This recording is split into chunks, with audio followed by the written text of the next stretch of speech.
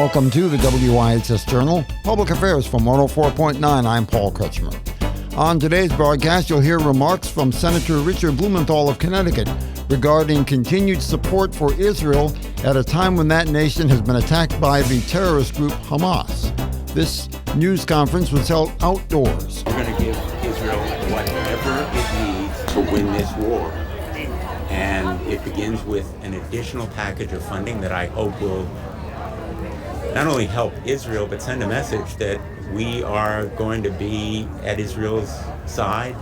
We will have their back for the long haul.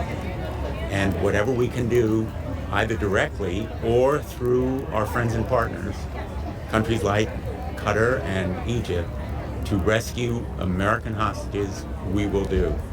I'll be going back to Washington. I've been at various briefings. We know that there are Americans among the hostages, probably more than 20. And we also know that more than 14 Americans have been killed. But let's be very clear and blunt. This act of terrorism cannot go unpunished. The Hamas terrorists must be held accountable. And we will provide the additional funding that's necessary. I'm putting together a package called a supplemental that will be submitted probably next week. I've talked to the administration about it. I've been in touch with both the Department of Defense and Department of State. The President is beginning this effort as well. And I am very hopeful that we will have billions of dollars more, probably more than $3 billion, to provide the interceptors for the Iron Dome, the precision munitions for Israeli aircraft, the additional shells and rounds that are necessary for artillery, and anything that Israel needs, because this war against the Hamas terrorists, it's not a war against the Palestinian people, it's a war against the Hamas terrorists, must be won. And there is going to be strong support throughout the world for it. Going to be negotiations with Hamas though to get our Americans back? We have been in touch diplomatically with some of our friends and partners like Egypt and Qatar to explore whatever channels there may be to get our hostages back, but I'm not at liberty to talk about the precise talks that may be underway. The bottom line here is that support for Israel is absolutely critical right now, and we need to provide whatever Israel needs, and that's the reason that I'll be submitting and supporting an additional package of funding that we are putting together, I would stress, on a bipartisan basis. Support for Israel is bipartisan, it's above politics. And the effort to get back our hostages will also be bipartisan. Did you say that the Israel money will be packaged in with money for Ukraine too, or what is the status of that? Right now, we are looking at a separate supplemental for Israel. There may be an effort to combine it with Ukraine down the road in another supplemental. We're not sure about the precise timing of the supplemental for Ukraine, but we're going to push it as well because Ukraine needs to continue its fight so that it wins against Russia. Okay, so in the short term, it will be a standalone for Israel, for lack of a better term? We're expecting at the moment that there will be a standalone for Israel, but there may well be a combination down the road. We're not sure exactly what the level of support, but there is bipartisan support for additional funding for both Ukraine and Israel. If those two additional aid packages were put on the floor of the House of Representatives and the Senate, they would pass overwhelmingly.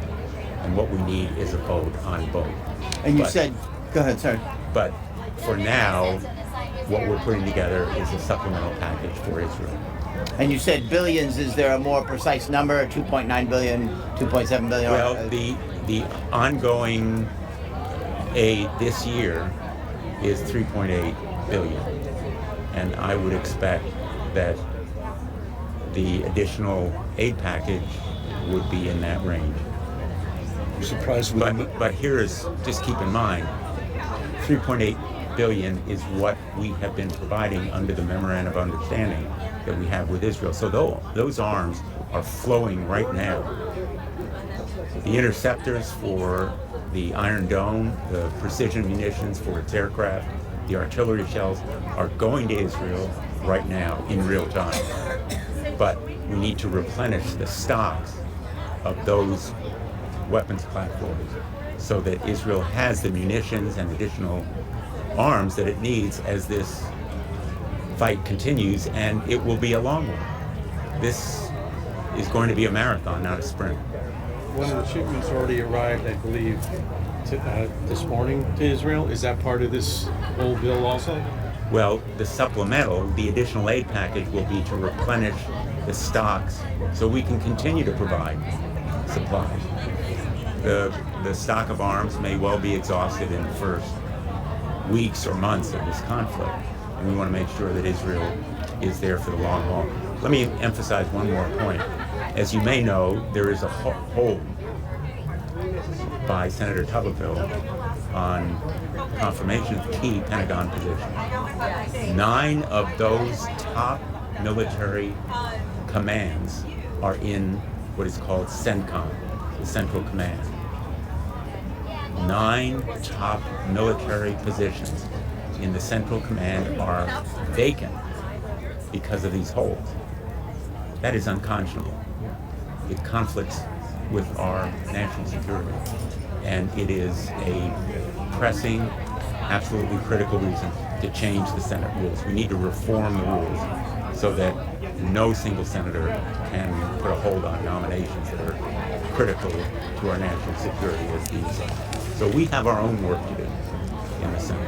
But I just want to emphasize, the president yesterday gave probably the strongest speech in support of Israel I've heard in my lifetime from any president. And I talked to a senior Israeli diplomat yesterday who said to me, I've never heard a president talk like that.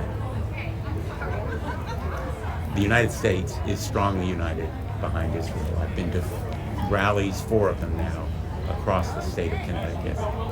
And every one of them involves people not only of the Jewish faith, but different races, religions.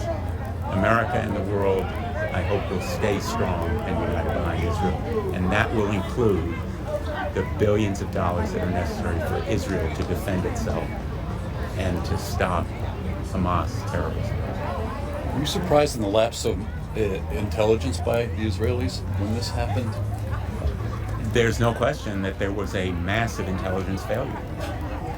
And Israel and the United States need to know what caused it, how it happened, and what can be done to remedy it. So, frankly, I was shocked and surprised by this massive intelligence failure. And we need to know why it occurred, because it affects us as well as the Israelis. We have a military-to-military relationship with Israel that is as close as any that we have with any nation in the world. And Israel is one of our most trusted and reliable allies, probably the most important ally that we have in that part of the world. And that will continue. That unbreakable bond will continue. Do you think the Senate Armed Services Committee, which you sit on, will look into this? Will look into this intelligence failure? Because, correct me if I'm wrong, the United States didn't have any warning either. So far as we know now, there was no warning to the United States or to Israel. And we need to know, whether it's through the Armed Services Committee or the Intelligence Committee of the United States Senate, what went wrong. Senator Richard Blumenthal of Connecticut in support of Israel. Audio courtesy of CTN. For further information, call us at 860-346-1049. The opinions expressed are those of the participants, not necessarily those of the staff or management of the station.